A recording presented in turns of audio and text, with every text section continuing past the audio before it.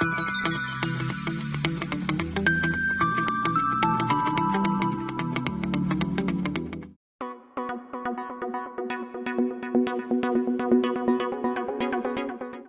students, I am Kinjal Parmar. Welcome back to the video lecture series of microprocessor and microcontroller. Today we will discuss AVR call instructions. So let's start with what is AVR call instructions. So this call instructions is basically instructions which is used to call a subroutine. Call instruction is a basically control transfer instructions which is used to call a subroutine. Subroutine is basically a group of instructions which are frequently used in our main program to execute some specific task. So the group of instructions are written separately, and then whenever there is the types of instructions needed, then we can call that subroutine in our main program to make or shorten length of our main program. That's why this subroutine word is used. Subroutine is basically a small program which is more frequently used in our main program. So whenever we want to call a subroutine, so we have a call instructions to perform a task of subroutines. This call instructions are basically called a subroutines. These subroutines are often used to perform tasks that need to be performed frequently. This makes a program more structured and save memory space. This call instructions have different types of subroutine programs stored to execute that program. So when a subroutine is called, control is transferred to that subroutine. Basically we have a main program and we have a subroutine program. So when a subroutine is called in our main program, so at that point control is on hand of main program, but whenever call instruction is used, so control of program is transferred to this subroutine and the processor saves the program counter.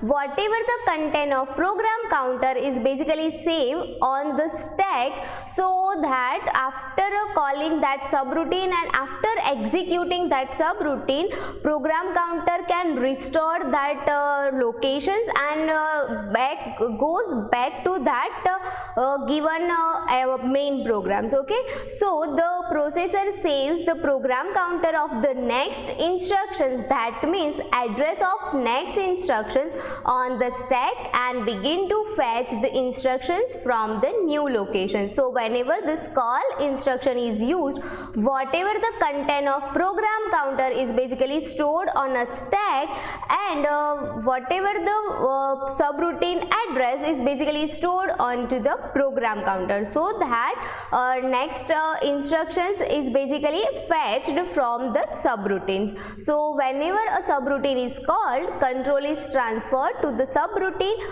content of program counter is stored on the stack, and whenever this program counter content is stored on the stack, so whatever the address of that subroutine is stored on a program counter, so it to fetch next instructions from that subroutine. And after finishing execution of the subroutine, there is a RET, return instructions for control back to the caller. So after this subroutine, there is a compulsory instruction, that is return. So whenever this return instructions is basically executed, so this return basically at the end of the subroutine is executed, and whenever this instruction is executed, so whatever the content are stored on a stack is basically back to into the program counter, because whenever we use call instructions, so the content of program counter is stored on the stack. Okay, so when we want to again go back to the main program, so use this RET instructions. After execution of this RET instructions, whatever the content of program counter which are stored stored on the stack is basically copied back to the program counter, and then this subroutine program execution is completed, and after that there is a instructions written. So after this written instructions, this whatever the content of program counters are basically first earlier stored in the stack is again back to normal. That means it goes back into the main program whenever this RET instruction is used. So when the RET instructions at the end of the subroutine is executed, the top location of the stack is copied back to the program counter. So this is how the CPU knows where to resume when it returns from a call subroutine. So this AVR call instructions can be classified in these 4 categories. There are 4 instructions to call subroutine: call, simple call instructions, that is long call, then R call, that is relative call, I call, that means indirect call to Z, and EI call, that is extended indirect call to Z.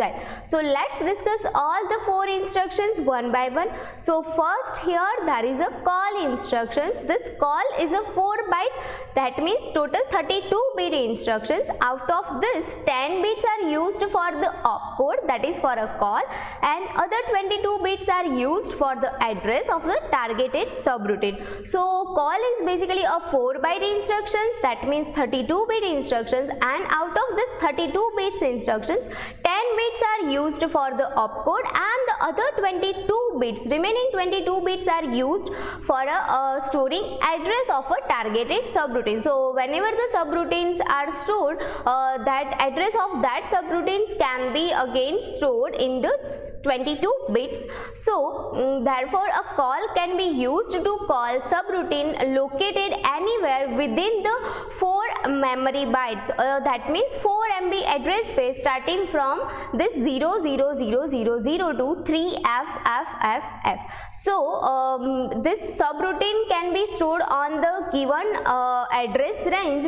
So after storing in this given address range, we can use call instruction to execute our subroutines on that memory locations. So this is call instructions. Next is the rcall instructions. Rcall is a 2-byte instruction in contrast to call, which is 4-byte instruction.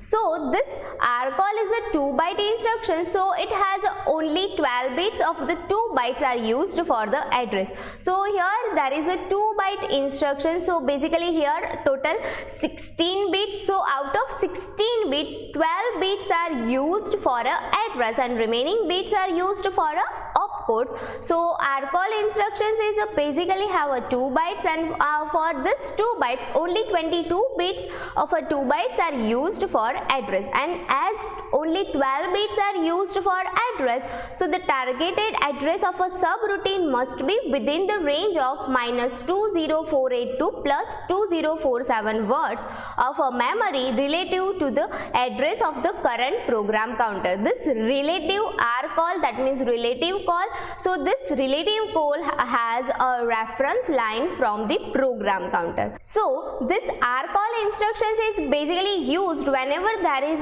some short of bits. Okay, so this call and rcall instructions have there is some difference in terms of bits. So whenever there is a subroutine stored from the some locations or from the some steps ahead from our main program, so this relative call instructions is used, and here in this relative call instructions program counter is used as a reference line. Then next here there is a icall instructions. Icall is again 2-byte instruction, that is 16 bit. The Z register specific the target address. So icall, that means indirect call. So in this instruction there is no need of address. With this instructions, this icall instruction use content of Z register as a target address. That means whatever the content of Z register at that locations, that subroutine is stored. So when the instruction is executed, the address of a next instruction instruction is pushed onto the stack like call and rcall, and the program counter is loaded with the content of Z register, because a Z register indicates the target address. That's why whatever the program counter contains are basically loaded with the content of Z register. So this is ICALL instructions. In this ICALL instruction, the Z register should contain the address of a function when the ICALL instruction is executed, and ICALL instructions can call the subroutines within the lowest 64K words of a program memory, as Z register is of a 16-bit wide. So total 2 raised to 16 possible values. So that's why here we have a 64K words. So out of the 64K words, we have any values of our targeted address. So using this ICALL instructions, we can call lowest 64K words of a program memory using this Z register. Then this EICALL instructions, in the AVRs with a more than 64K words of a program memory, the EICALL, that is extended indirect call instruction, is used. So to extend the memory address location, so here there is an instruction, that is EICALL. So for a AVR more than 64K words, this EICALL instruction is used. This EICALL loads the Z register into the lower 16-bit of the program counter, and there is some other register known as EIND register into the upper 6-bit of a program counter. This EIND is a part of input output memory. So the content of program counter, out of that lower 16 bits are basically stored from the Z register, and higher bits, that is 6 bits, are basically copied from this register EIND register, and this EIND register is a part of input output memory. So this EICALL instructions. Now here we have a table of all AVR call instructions. First is a call instruction. So for call instruction, there is a need of address, so it is denoted with K. So this is a direct subroutine call. So whatever the content of K is directly copied into the program counter. So whenever this call is written, so whatever the address are specified over here at this address are basically copied into the program counter, and as program counter has a address of this subroutine, so whenever this program are executed, so whatever the content of program counter at that location, instructions are executed. So after call instructions, whatever the result of this subroutines are at that locations, our program counter goes and fetch the next instructions from that subroutine. Then next is the rcall instruction, that is relative subroutine call. So the relative subroutine call has a basically a reference line, that is program counter.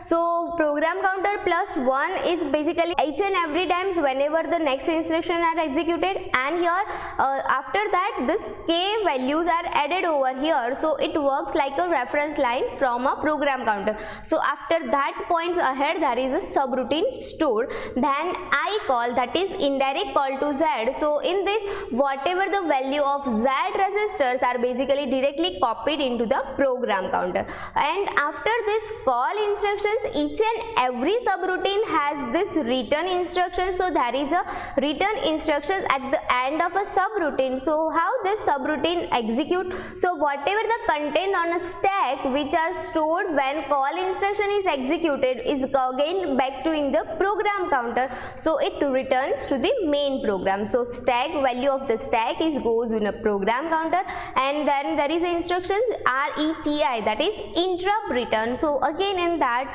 whatever the content of stack is basically copied into the program counter. So these all are the AVR call instructions. Thank you.